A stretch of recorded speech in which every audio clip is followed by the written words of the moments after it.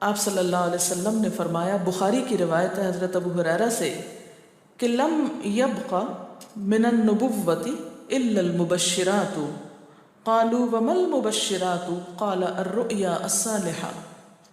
آپ صلی اللہ علیہ وسلم نے فرمایا، بشارتوں کے سوا نبوت کی کوئی چیز باقی نہیں رہی، یعنی نبوت ختم ہو گئی۔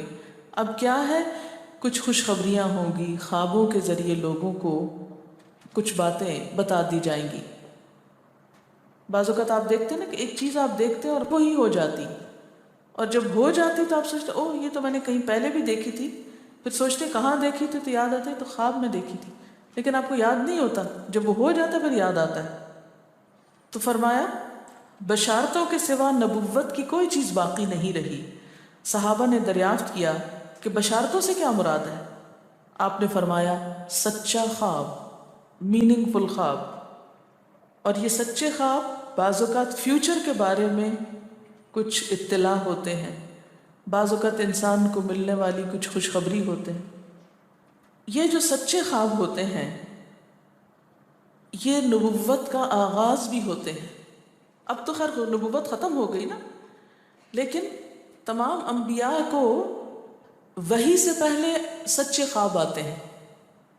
جیسے حضور صلی اللہ علیہ وسلم کے بارے میں آپ نے پڑھا ہوگا، بخاری اور مسلم کی روایت ہے کہ آپ صلی اللہ علیہ وسلم جب غار حرا میں تشریف لے جاتے تھے تو آپ کو خواب آیا کرتے تھے۔ حدیث ہے بخاری کی، اول ما بدأ بی الرؤیا الصالحہ، سب سے پہلے جس چیز سے نبوت کا میری آغاز ہوا وہ سچے خواب تھے، کہ ایک چیز کو میں رات کو دیکھتا تھا اور صبح بعین ہی وہی ہو جاتی تھی۔ اس سے پریپیئر کیا گیا، جیسے یوسف علیہ السلام کو پریپیئر کیا جا رہا ہے کہ آئندہ اللہ تعالیٰ ان کو کسی بڑے مقام پہ پہنچانے والا ہے، اور وہ بعین ہی ایسے ہوا، اگرچہ 40 سال بعد ہوا لیکن ہو گیا۔ اسی طرح عام انسان اور نیک انسان، سچ بولنے والے لوگ بسا اوقات ان کو بھی سچے خواب آتے ہیں، اور ایک خواب مثلاً ہو سکتا ہے آپ نے بچپن میں دیکھا ہو اور وہ اب آ کے پورا ہوا ہو۔ بعض اوقات آپ کسی انسان کو اس سے ملنے سے پہلے ہی خواب میں دیکھ لیتے ہیں، اور جب وہ نظر آتا ہے تو بالکل ویسا ہی ہوتا ہے، حالانکہ آپ نے اس کو دیکھا نہیں، اور کہیں سے آپ اس کو دیکھ کے آئے بھی نہیں، نہ کوئی تصویر دیکھی نہ کچھ، لیکن اللہ تعالیٰ وہ نقشہ آپ کو خواب کے ذریعے دکھا دیتا ہے۔ آپ صلی اللہ علیہ وسلم نے یہ بھی فرمایا، بخاری اور مسلم کی روایت ہے، قال رسول اللہ صلی اللہ علیہ وسلم الرؤیا الصالحہ جزء من 46 جزءا من النبوہ، کہ سچا خواب نبوت کا 46واں حصہ ہے۔ یعنی جیسے انبیاء علیہ السلام کو وحی کے ذریعے خبریں دی جاتی ہیں، ایسے ہی عام لوگوں کو خواب کے ذریعے کچھ یوں کہہ لیں غیب کی خبریں دے دی جاتی ہیں، فیوچر کی خبریں دے دی جاتی ہیں۔ جیسے دوسری روایتوں میں آتا ہے کہ نیک روش، حلم اور میانہ روی نبوت کے کاموں میں سے ہے، تو ایسے ہی یہ، اب اس کا یہ مطلب نہیں کہ جو حلیم انسان ہے یا نیک شخص ہے وہ نبی ہو گیا، نہیں، نبوت اس کو نہیں ملی، لیکن اس کا عکس یا اس کا جو مزاج ہے ویسا ہی ہے۔ اب یہ ہے کہ اللہ تعالیٰ یہ خواب کیوں دکھاتا ہے بندوں کو، اور یہ ایک ایسا عمل ہے کہ جو انسان جس پہ قابو نہیں پا سکتا، جو انسانی ڈسکوری سے باہر ہے کہ ایسا کیوں ہوا۔ آپ دیکھیں کہ انسان دو چیزوں کا مجموعہ ہے، ایک اس کا جسم ہے اور ایک اس کی روح ہے۔ جہاں یہ دونوں آپس میں ایک دوسرے سے موافقت کرتے ہیں، ایک دوسرے کے ساتھ کوآرڈینیٹ کر رہے ہیں، وہاں یہ ایک دوسرے سے کشمکش بھی کرتے ہیں۔ بعض اوقات جسمانی خواہشات روح پر غالب آ جاتی ہیں، بعض اوقات روحانی کیفیات جسم پر غالب آ جاتی ہیں۔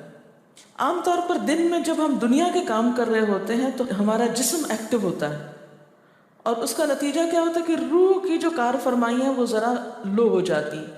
رات کو جب ہم سوتے ہیں اور جسم ہمارا بالکل بے حس ہو جاتا ہے تو پھر روح جو ہے وہ ابھر کر آتی ہے، اس کی کار فرمائی بڑھتی ہے، وہ زیادہ ایکٹیو ہو جاتی۔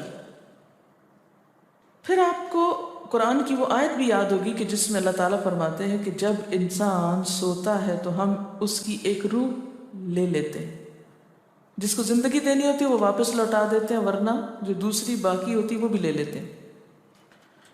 اب یہ جو روح نکلتی ہے نا ایک ہمارے جسم سے، تو یوں لگتا ہے کہ جیسے وہ مختلف جگہوں پہ وانڈر کرتی ہے، یعنی گھومتی پھرتی، اور بعض اوقات دور دراز پہنچ کے مثلا کسی مردے سے جا ملاقات کرتی، کیونکہ روح تو ایک لطیف چیز ہے نا، جب ماں کے پیٹ میں بچے کے اندر آتی ہے تو کوئی پتہ نہیں چلتا، جب نکل جاتی ہے تو کوئی پتہ نہیں چلتا۔ اسی طرح روح ان دیواروں کے پار بھی چلی جاتی ہے۔ قرآن پاک میں آتا ہے نا کہ اینما تکونوا یدرککم الموت ولو کنتم فی بروج مشیدہ، یعنی اگر بالکل ساؤنڈ پروف اور ہوا پروف جگہ پر بھی کوئی چیز رکھ دی جائے تو کیا ہوگا؟ روح وہاں سے بھی نکل جائے گی۔ یعنی روح کے لیے یہ مادی چیزیں رکاوٹ نہیں ہے۔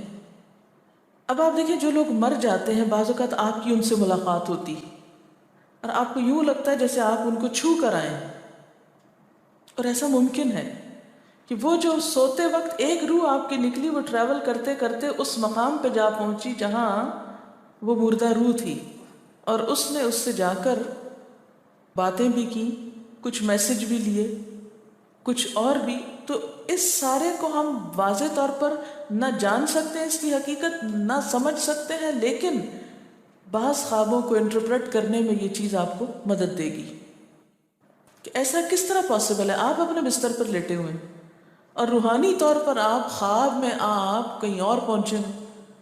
بعض اوقات آپ دیکھتے ہیں کہ میت آپ کو کوئی چیز دے رہی ہے، میت رو رہی ہے، میت خوش ہے، آپ اس کو دیکھتے ہیں وہ بڑے باغ میں بیٹھی ہوئی ہے۔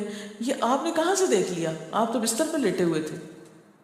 تو وہ جو ایک شعور سوتے وقت نکل جاتا ہے، جسم سے الگ ہو جاتا ہے، وہ ٹریول کر رہا ہوتا ہے ایک طرح سے، اور وہ ایسی جگہوں پر اللہ کے اذن سے ہی پہنچ جاتا ہے اور اس کو وہاں کی معلومات